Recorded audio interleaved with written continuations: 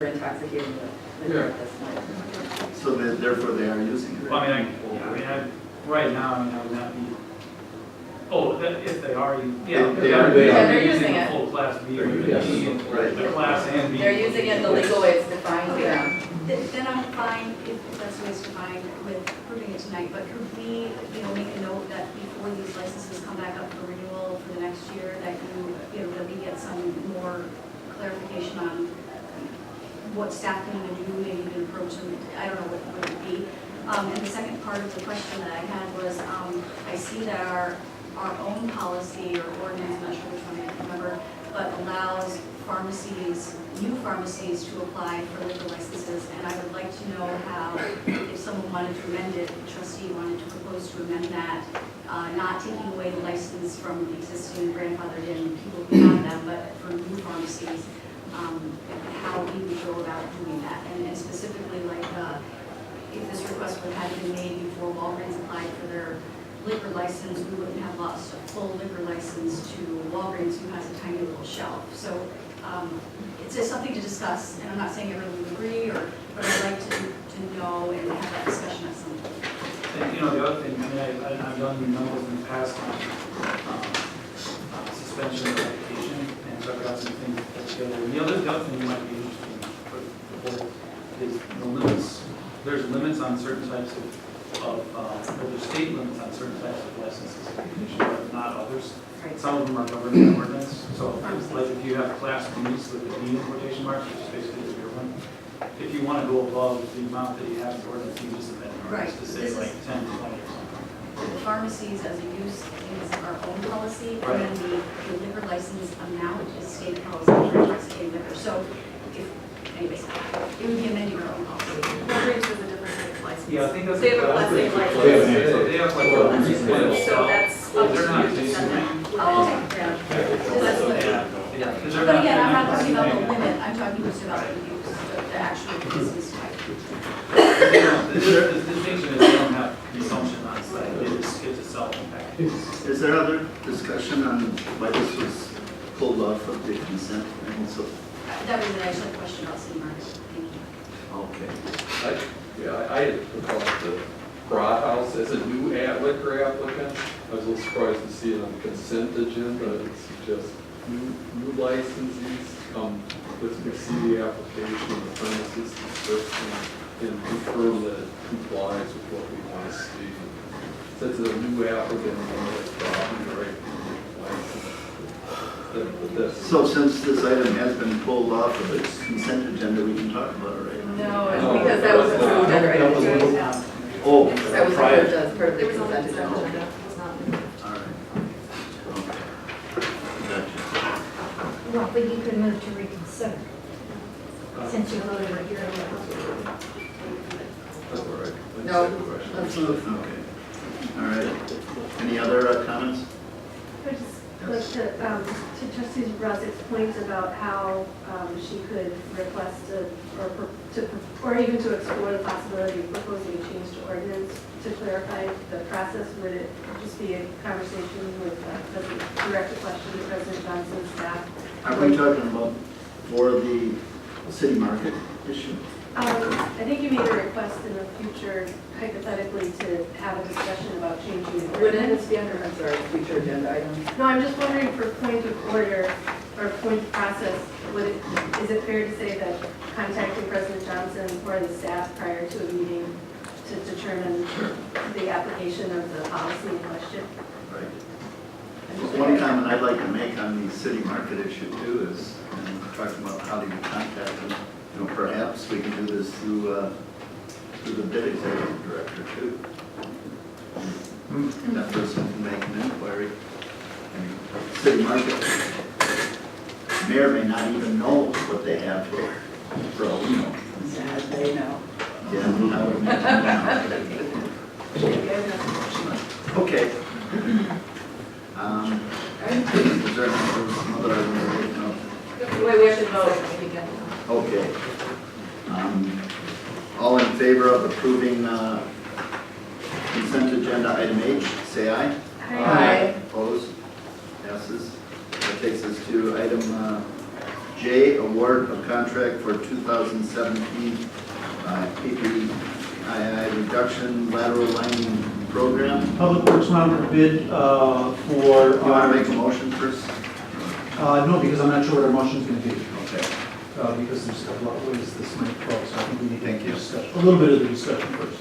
So we got two bids, two responsive bids for $277,740, and the second is for $236,895. These prices do reflect both substantially higher prices, unit prices than what we've seen in the past, and in excess of our previously established budgetary limit. We had a discussion at committee about how to proceed. There were two options on how to proceed. Go forward with Musson Brothers bid. Musson Brothers is the company who's performed this service for us in the past, has done good work for us, I believe, at the higher rate, which would require using some of the remaining bond proceeds, the bond proceeds from the 2016 bond issuance. If we would want to do anything different, it would require going out for rebid, which the risk there, in addition to simply losing time on the project, the risk is we might not get bidders to respond, or we might get drastically different bids, even for a lesser scope. We can't simply, based on the difference between budget and bids, we can't simply say, okay, we're going to give you the project, but only do this much work. We can't, we can do that to a certain extent, but procurement law prohibits us from squeezing that down and saying, let's award it to the low bidder, but only do a different scope of work than what was bid on. That's not allowable. So one option is to go with staff's recommendation, which was to do the full volume of lining this year. And as a reminder, these are private property laterals, the sewer pipe that goes from the house to the village's sewer, and they get lined because they're old, they're cracked, there's other water coming in there, and we only want water to be in our sewer that should be in our sewer, not water that's leaking in our sewer because the pipe settled, or because the tree branch went into it, or because, for whatever reason, we want only the water that should be in the sewer. So our two options were to go with the full project as planned at $236,895, award to Musson, using the MMSD grants. I did mention that this comes with, it's not a matching grant, but every year the sewage district, who has an interest in having only the water that needs to be in the sewer, they offer to all 38 districts in their service area money, and we're one of the few communities that take advantage of that. So the 236 would be paid for with a combination of funds, 102,376 from the Milwaukee Metropolitan Sewage District, the balance coming from us. The recommendation from staff, both from the financial, from the recommendation from staff from Public Works was to continue on with the full program. Part of the other issue with rebidding with the lesser scope is, we opened this up. There are people that say yes, I want to participate, and there are some scheduling issues that also suggest that keeping on track and keeping this program moving at the current pace makes sense as opposed to deferring some till next. Go ahead. Well, I'm sorry, I can't call it. It's his name. Trustee Rose. I was the only dissenting vote in the meeting, so I just want to explain explain and lay out the rationale of why. In the memo, you'll notice that point 2 says that the lateral rehabilitation program and schedule were adopted by the board in 2012 with a policy which sets the annual funding level by matching through general levy the amount allocated annually by MMSD. So the amount allocated for 2016, before I even go into that, we also then have a memo from our DPW director that says we budget at the level of $92,000 per year.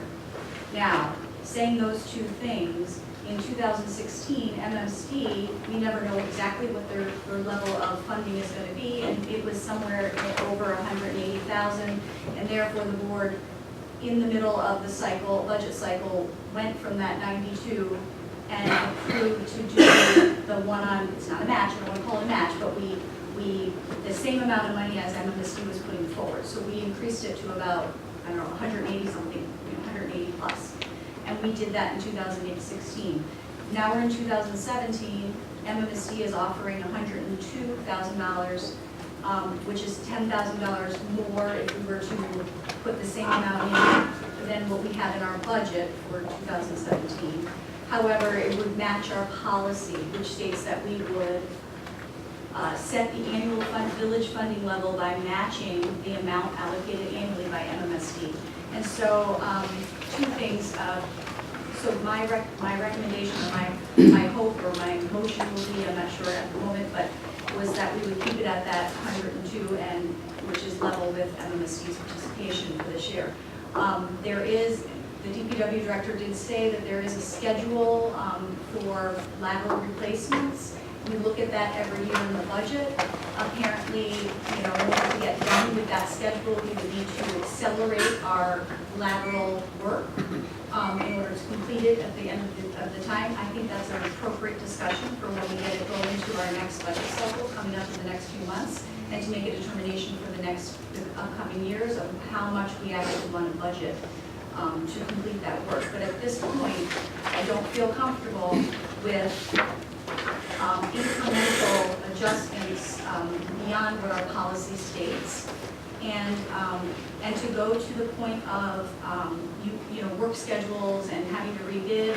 Our Department of Public Works director mentioned in the contract, it says we can adjust the number of laterals that we will be participating in or funding by 15%, so that the costs, you could, in my back of the envelope calculations, you can lower that contract amount to 204 from 236 and still be within that 15% parameter. I could be wrong, but again, I don't have my calculator with me. So, so my motion, if I don't know if there wants to be further discussion, and then I can make a motion. I don't know how you want to do that. I would make a motion to approve what the staff is recommending, but that we have in hand that, because we need to keep moving on this project. It is a broken basin, it's an underperforming basin, and we have stormwater flows we have to meet. So I would make a motion to approve to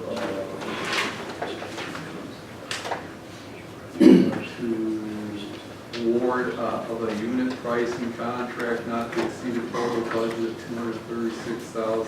$236,895 to Munson Brothers Incorporated for the 2017 private lateral rehabilitation project. Second. Discussion? I have a question. So we got $102,000 from MMSD. So if we match that, would be at 204, and then we're proposing so we're 22,000 off. The other question I have for Mark, you said in the fiscal note that we have extra bond proceeds, but they were proceeds that were borrowed for this purpose. So when we did the borrowing in 2016, how many years of PBI remining did we borrow for? Well, at the point in time that we proceeded with the 2016 borrowing, we had already gotten the update from MMSD relating to the 2016 increase of available funds that varied from what the board adopted in budget. So we did borrow for enough financial support to not only match the 187 MMSD had available last year, but for an additional 92 then this year as well. So just for the 2 years, for the 2016, 2017 TPI projects. Okay, so we're not taking money from some other capital use, projected use for this. This is all within. Right, this is for purpose bond proceeds that we currently have. We can't use those surplus or excess proceeds or anything. But you can carry it over to next year to lower your bonding, so that our taxes, so you don't have to bond more. And again, that would be appropriate, in my opinion, would be an appropriate discussion during our long-range financial planning and our budget cycle. Can I just ask, can anyone verify that if we did reduce the contract to 204, whether we'd still be within that 15% variance that we are allowed to do? We have a motion on the floor. Otherwise, though, that doesn't, with the other total.